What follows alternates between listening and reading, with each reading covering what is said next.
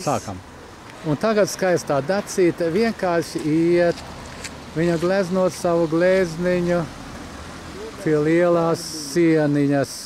Viņa iet ar vieglām kustībām, kāpj augšā lēni, smalki, uzkāp augšā, paņem otiņu un laimes pārņemta sāks gleznot. Tā ir mūsu supermāksliniece.